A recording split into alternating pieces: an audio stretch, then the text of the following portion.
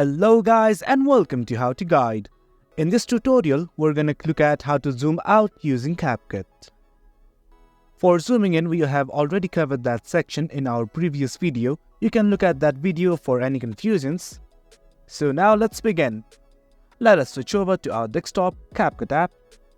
As you can see, I have already dragged the video to the timeline, and here is the output of the previous video. Wow, what an audience. But if I'm being honest, I don't care what you think of my talk.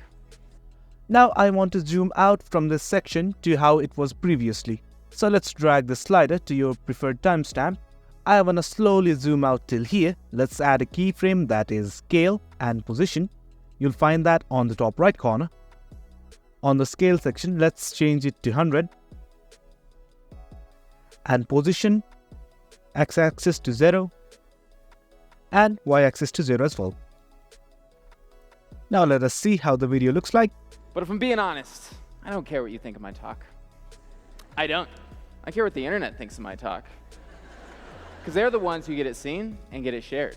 And I think that's where most people get it. Well guys, that's how you zoom out on CapCut. But in case you want to zoom in again, let us simply add a keyframe of scale and position to another preferred timestamp. Let's add the keyframe for scale and position. Let's increase the scale and adjust the video on screen. Now let's look at it again. Most people get it wrong. They're talking to you here instead of talking to you, random person scrolling Facebook. Well guys, that's how you zoom out on CapCut. Hope this video solves your problem, and for more videos like this, do remember to hit like, share and subscribe.